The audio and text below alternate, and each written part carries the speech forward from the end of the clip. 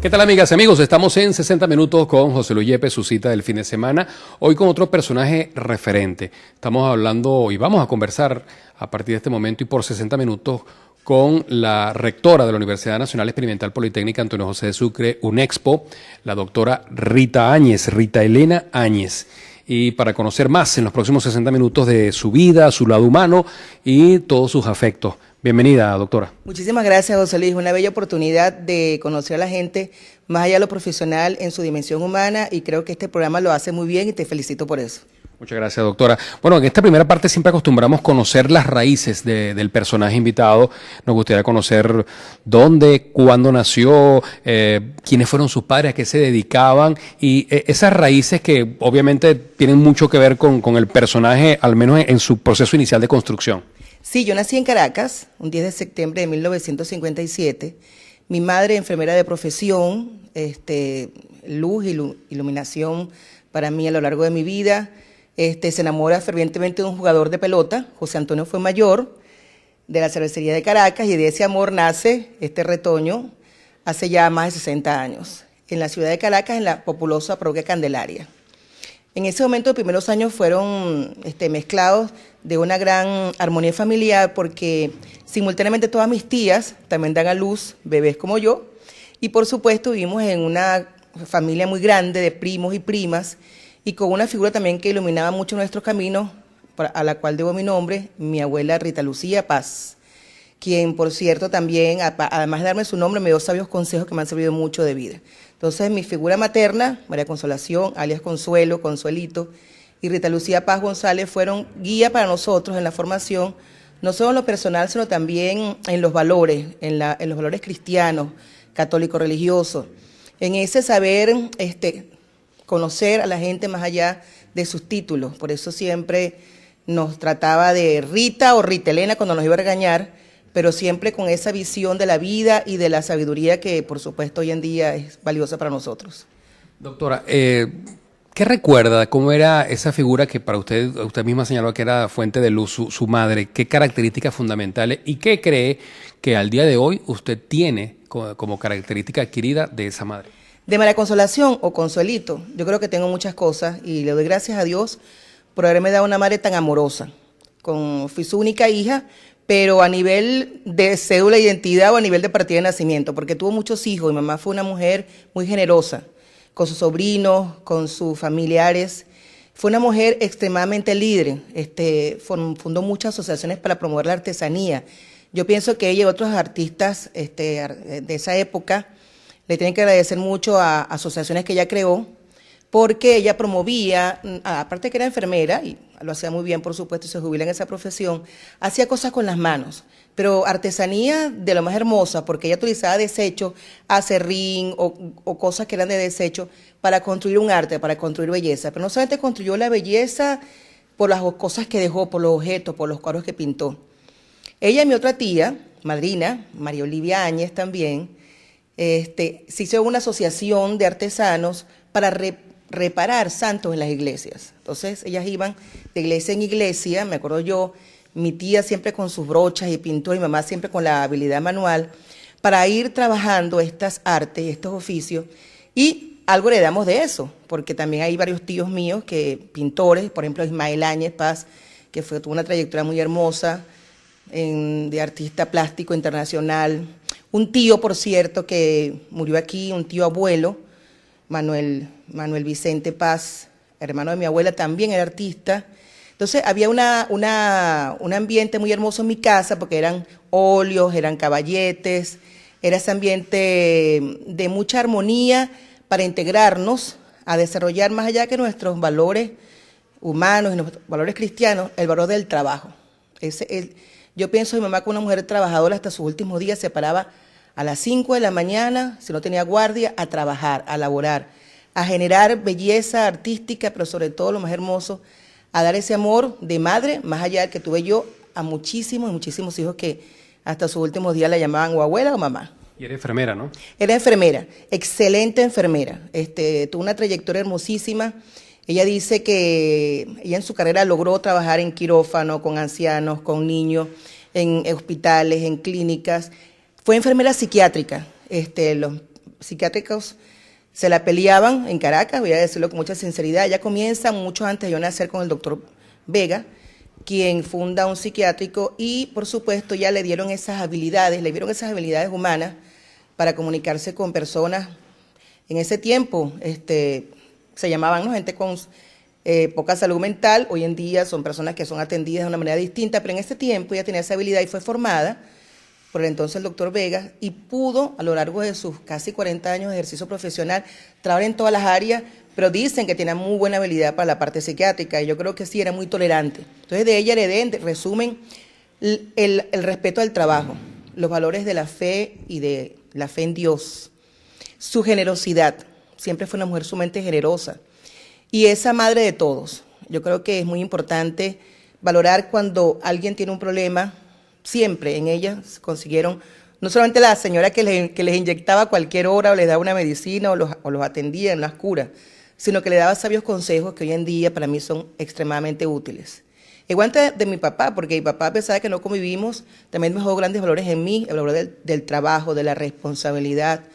Tengo 3 hermanos de otro matrimonio que él tuvo, pero hoy en día mantenemos excelentes relaciones con mis hermanas y ya sobrinos, ya hay la tercera generación también por ese lado. Así que, claro, la gran familia nuestra es la familia materna, pero efectivamente el amor que nos dejaron ambos, y por supuesto no dejo de darle gracias a Dios por haberme dado a sus padres. ¿Y qué le gustaba hacer a la niña Rita Áñez? ¿Y cuáles fueron esas primeras materias o cátedras en primaria para las que usted tenía o sentía vocación o se le hacían más fáciles? Yo tuve una gran suerte, porque en mi familia hay educadores. Mi madrina, María Olivia, era maestra, y mi padrino Rubén Cisneros también profesor. Entonces ellos, la responsabilidad. Entonces, bueno, dicen que uno no debe alabar, pero yo fui una estudiante de esas que llaman de 19 y 20. Voy a ser sincera, aparte de que me gustaba estudiar porque tenía a mi madrina, que fue maestra mía en 2º grado, a mi padrino, convivíamos juntos, como dije al comienzo, era una gran familia, una gran casa donde estaba mi mamá, mi tío, mis padrinos, mi abuela. Teníamos esa armonía familiar, entonces teníamos un sentido del estudio como algo muy importante. Entonces, de María Olivia, de María Consolación, Consuelo, de mi padrino, teníamos esa supervisión. Entonces me fascinaba estudiar, voy a hacerlo con mucha sinceridad. Pero también me gustaban mucho las artes. Pero lo más interesante, estando yo en preescolar, en ese tiempo un jardín de infancia famoso, Isabel la Católica, que era modelo, por cierto, del Consejo Venezolano del Niño, vean algunas habilidades de mí de liderazgo, y empiezo a ser delegada de curso desde los 5 años.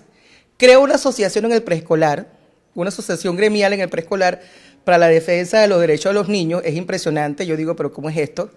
Pero sí, y además decía, ¿pero dónde salió esta niña con esa? Nadie aquí en la familia le gusta eso. Yo creo mi asociación gremial en el preescolar, fui delegada de preescolar ante el director, y nunca me olvidaré cuando me graduó, el hermano del presidente Luis Herrera Campins, Pablo Herrera Campins, era presidente del Consejo Venezolano del Niño, y esa gráfica recoge el momento en el cual él me entrega mi certificado y soy electa por mis compañeros para dar el discurso de honor a los 6 años de edad ante el presidente del Consejo Venezolano del Niño. Entonces recuerdo siempre la lucha por los derechos sociales, gremiales, los derechos de los niños. No existía la LOMNA, el Consejo Venezolano del Niño, una famosa, me acuerdo yo, para mí era una líder, Panchita Sublet. Era una jueza de menores, famosa en Caracas, por su filosofía de protección a la niñez. Y yo me acuerdo de ella, yo leía por televisión a una niña porque me gustaba ese tipo de discurso. Y la mía en la política. Reconozco que, estando muy pequeña, tal vez por la influencia de Héctor Mujica, que era del Partido Comunista, y era una época de persecuciones todavía. Que además era su tío, ¿no? Ajá, mi tío político estaba, porque también convivíamos con mi tía Julia Elena, su esposa. Entonces había esa vena política, esa vena luchadora social, y entonces en todo lo que fue mi trayectoria de preescolar, primaria, inclusive secundaria, siempre en estas venas de la lucha por los demás, por los derechos, por los principios de legalidad y de justicia social. Y en mi familia no hay precedentes materna, excepto Héctor, que viene por mi familia política. Había este liderazgo inusitado en mí, y yo creo que bueno, me ha acompañado por el resto de mi vida. Y mamá lo supo alimentar muy bien, porque me decía que el líder tiene que ser primeramente honesto, solidario, sincero, comprometido y responsable. Y esas cosas las recuerdo con mucho afecto hoy, porque creo que son fundamentalmente valores que me han acompañado gracias a esa formación familiar. ¿Dónde estudió la primaria? En una escuela donde mi tía era maestra, Grupo Escolar Simón Rodríguez, un grupo escolar municipal, y quiero recordar que era excelente, nos daban las comidas, la protección, nos enseñaban música, era una educación primaria de excelente calidad, fue en Caracas, igualmente que el bachillerato, una educación pública toda mi vida, y era una educación de excelencia. Bien, doctora, vamos a hacer una pausa. En la próxima parte, en el segundo bloque, vamos a abordar ya ese tema de la adolescencia y la juventud, donde estudió la secundaria, la parte universitaria, así que no se aparten de nuestra sintonía. Estamos en 60 minutos con José Luis Yepes, hoy conociendo el lado humano de la doctora Rita Áñez, rectora de la UNEXPO.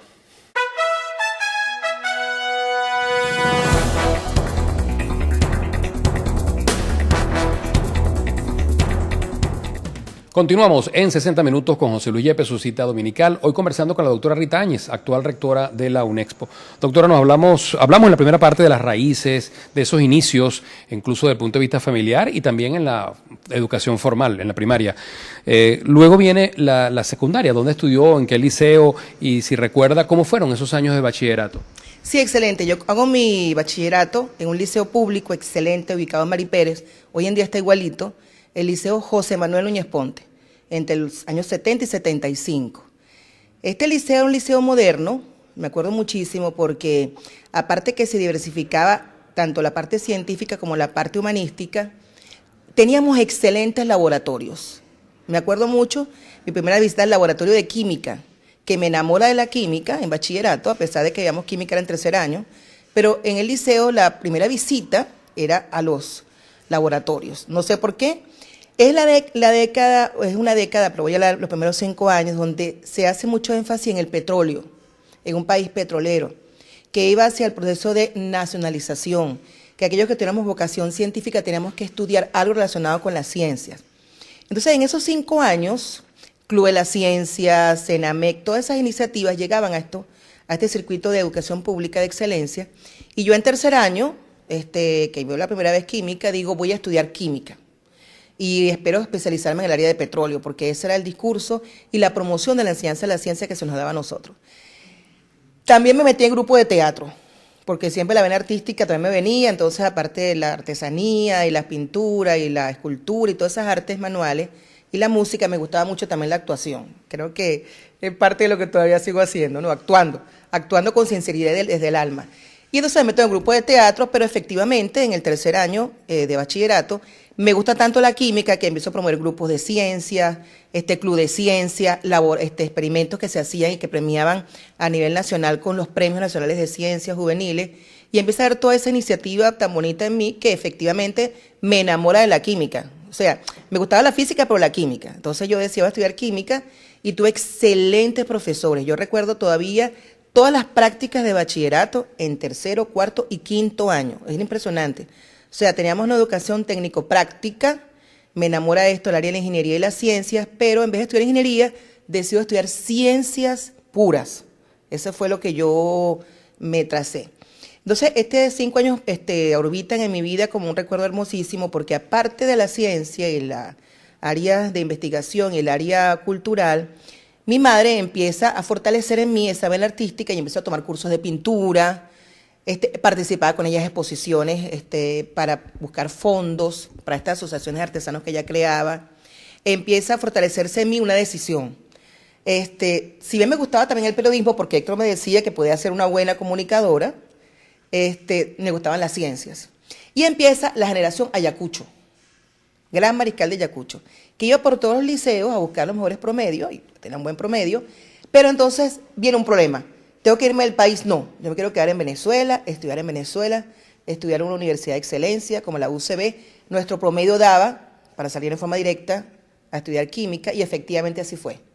Estos 5 años transcurren en este ambiente tan hermoso de formación de la personalidad, y ya efectivamente antes de bachillerato yo logro preinscribirme en la central.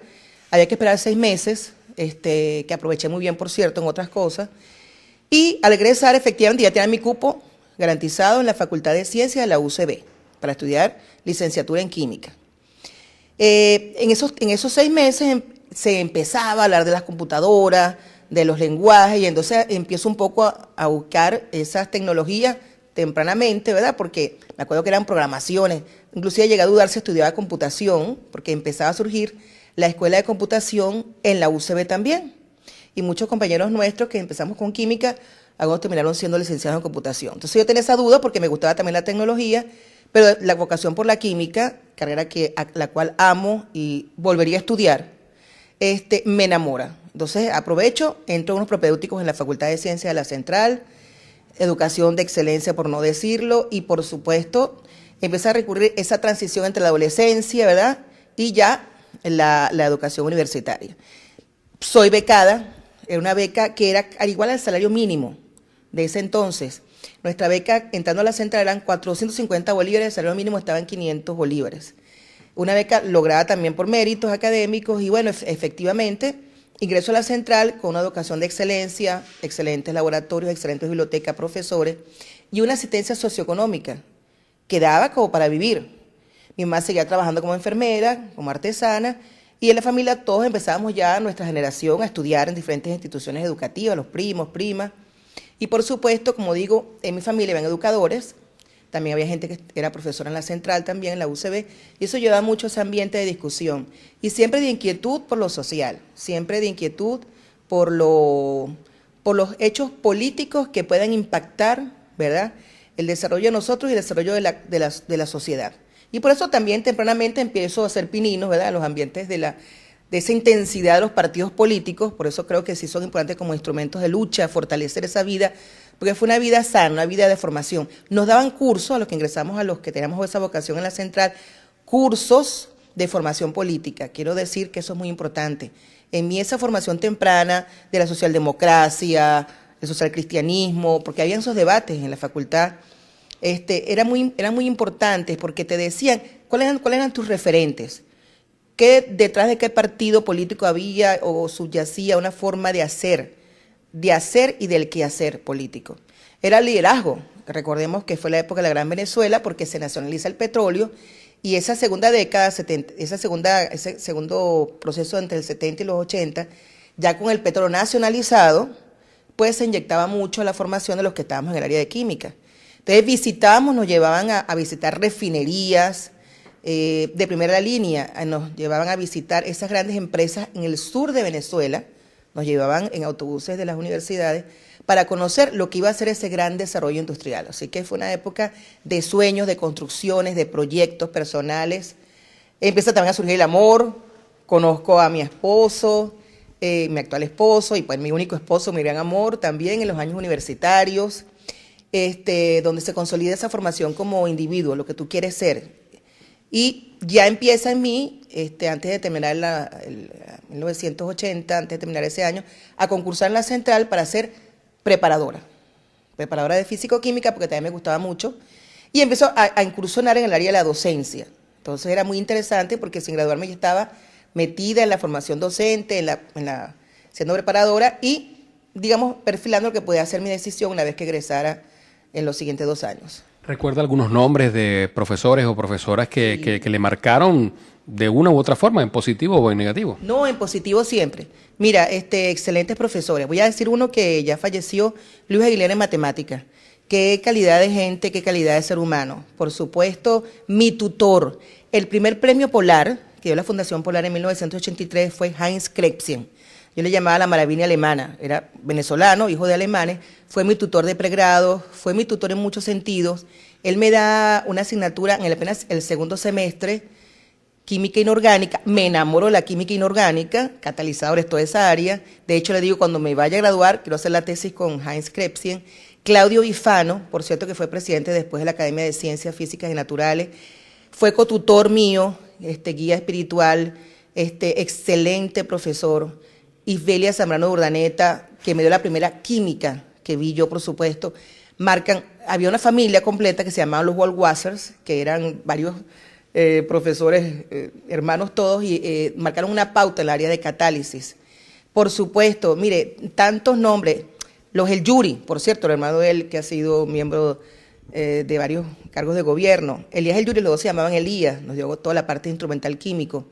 Mira, fue una facultad de excelentes profesores, porque también esos profesores llegaban de estudiar en el extranjero, porque habían salido con la beca Mariscal de Ayacucho, entonces llegaban a darnos clase, a formarnos, a darnos ese gran país que iba a estar en nuestras manos. Era una época de muchos sueños, porque el país estaba en expansión, la industria petrolera se veía como una industria no solamente de extracción, sino de procesamiento, refinación y productos terminados. Entonces, muchos nos íbamos por el área de catálisis homogénea, catálisis orgánica, catálisis inorgánica, porque ya al graduarnos tenemos trabajo seguro. Oh sorpresa, ya para graduarnos ocurre el Viernes Negro. El Viernes Negro, en el año 82. Nunca nos olvidaremos de ese Viernes Negro, porque estábamos por graduarnos, por terminar la tesis, y entonces empiezan a haber problemas con los compañeros que ya escuchamos. Lo económico impacta en la posibilidad de empleo, lo económico impacta en la posibilidad de un desarrollo. Pero uno lo veía lejano hasta que nos toca enfrentarnos entonces, una de licenciados en química, yo y mis compañeros, enfrentarnos a esa economía que estaba herida de muerte, a ese primer síntoma de lo que podría ser y, por supuesto, lo que vamos a convivir después en los próximos años. Bien, vamos a hacer una pausa en esta conversación que tenemos con la doctora Rita Áñez, rectora de la UNEXPO. En la próxima parte abordaremos cómo se da esa salida ya del recinto universitario y los inicios en lo que sería una trayectoria que le llevaría a ocupar este cargo tan importante que ocupa en la actualidad. Así que en breve con mucho más.